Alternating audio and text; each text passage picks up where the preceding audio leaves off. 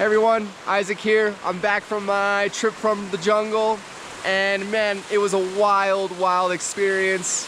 And I'm not gonna give you all the details right now, but I figure I'd give you a little information about what was going on down there and share some of the footage with you.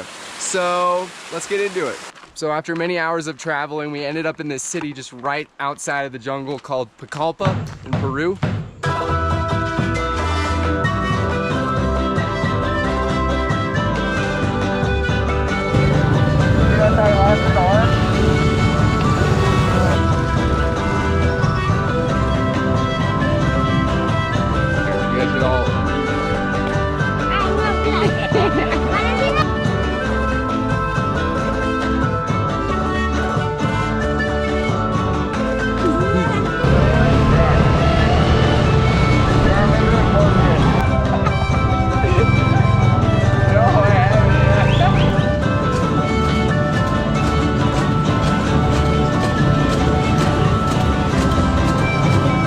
So after 2 days in Pucallpa, we got on these burly off-road trucks and went on about an hour and a half, 2 hour long drive on a highway initially, but then we ended up on a dirt road, just getting deeper and deeper into the jungle.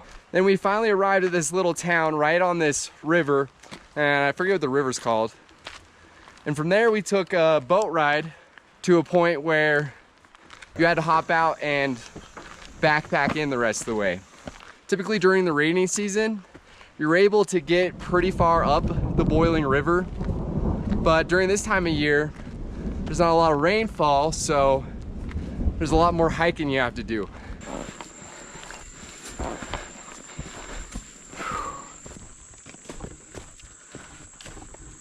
Keep going straight.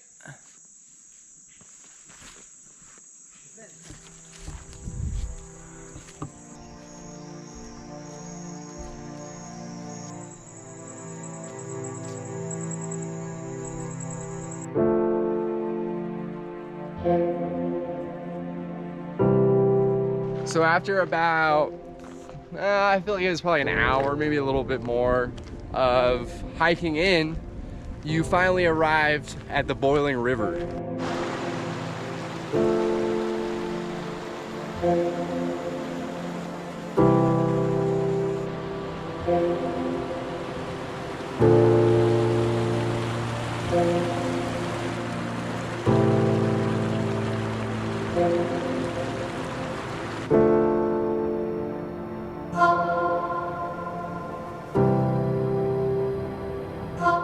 But anyways, we get there the first day, we get all settled in, and we're going into ceremony that night, you know, to do ayahuasca.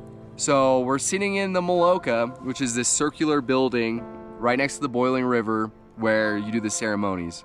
And there's a candle lit in the middle. And after about 30 minutes of laying in the Maloka, you know, preparing myself mentally, the maestros walk in, 2 of them. And wow, the energy coming off these guys is unlike anything I've experienced. And they sit down and they start calling us up one by one to drink the ayahuasca. And I go up there on my turn and they have this big goblet looking cup and he fills it up to the top, and I was like, oh my gosh, I have never drank that much ayahuasca. And I've done ayahuasca quite a few times. So then you sit down, you know, there's a lot of anxiety, but just what those guys can do in this space, you know, by the second ceremony, there was not really any anxiety in me. And what I accomplished during that time, you know, I feel like my soul is inhabiting more of my body than it ever has before. I feel more alive than ever. I feel more clear than ever. And I'm so grateful, so grateful. One of the big realizations and takeaways that I've gotten is, you know, I'm really trying to understand and figure out why my body is doing what it's doing in all the autoimmune diseases. And it's been made very clear to me that it is largely a product of my mind. And it showed me a lot of that. And that's something I'll share with you on this series of videos when I'm going to talk about all this. But yeah, I'm getting closer and closer to understanding myself, and I love it. The amount of help that I received from these maestros while I was down there is mind-blowing. Like, one morning I woke up to one of them at my door, and he's like, Mano Blanco, you know, they call me the white monkey down there. And so he brought me deep into the jungle, off trail, with him and two of his friends, and one of them had a chainsaw, and we found this area where all of these bees were swarming out of this little hole in this fallen over tree. So they take the chainsaw and they start cutting these cross sections into the core of the tree.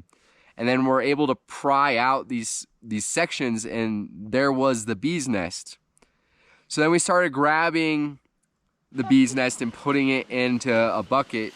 But anyways, we bring the bucket back, and he starts having me squeeze out their honeycombs and getting the honey out, putting the honey into one thing, and then picking out the pollen and putting the pollen into a bowl. And what he did is he made a medicine tincture for me, or a medicine brew, containing primarily this pollen, water, and it also tasted like there was some other stuff in it. And what he had me do is, instead of drinking water, whenever I was thirsty, I had to drink this stuff. And talking to him about like why he was having me do that, it was crazy because this guy didn't get past 3rd grade, right? But he has so much knowledge and understanding, and where he's pulling that from, it has to be spirit. I don't know anything else it could be. But he told me what autoimmune diseases are in his own way, and he doesn't even know what autoimmune diseases are, if that makes sense. He doesn't even know. Like, there's no one's ever gone out there and told him what an autoimmune disease is. He just is able to read it in my body and tell me. He's like, oh yeah, your body is fighting itself. So this pollen is going to help make your body tranquil. And I'll tell you, my stomach has never felt this good in my entire life. Like, it is not bloated immensely like it has been for the past 10 years of my life. And it's like, wow, this dude is so connected with the nature around him and spirit that he's just able to get this information and knows how to use the environment around him to help people. And we really saw this when we went on a hike with him. He was showing us all these different trees, and he would tell us about the trees, their effects on your physical body, their effects on your spirit.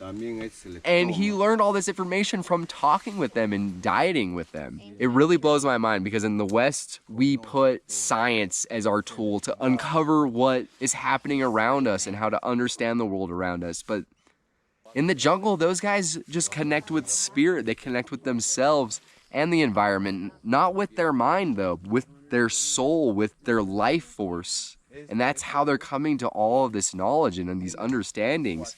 And you could feel it on them. So my game plan for the next little while is I'm gonna start taking Spanish lessons and really touch up on my Spanish, so that I can communicate with this guy one-on-one without any need of a translator.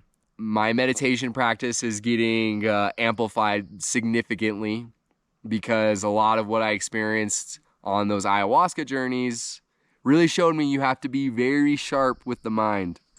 And then I'm gonna start saving up money because I want to get back down there in December to sit in a tambo for anywhere from 2 to 3 weeks. And a tambo is a little hut in the middle of the jungle, isolated, where you sit there with no distractions, and the shaman or the maestro will diet you with certain trees and plants to help you become more spiritually conscious and to help your body restore the power that it's needed.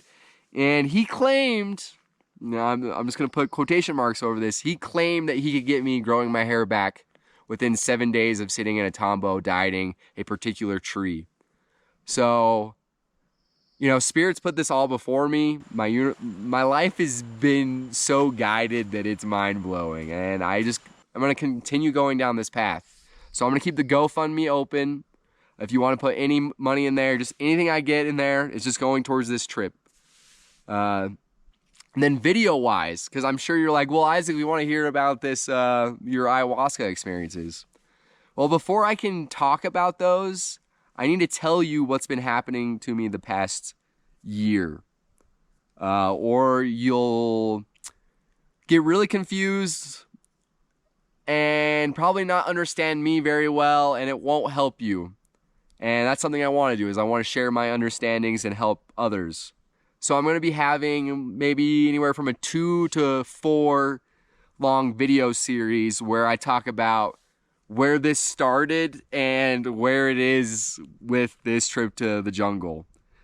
And I feel like it's going to be really, really good. I've been holding this back for a while because I haven't known how to communicate it, but it's time. So big love, people. Keep your eyes out. I'm doing better than I've ever been, and I hope you're doing well too.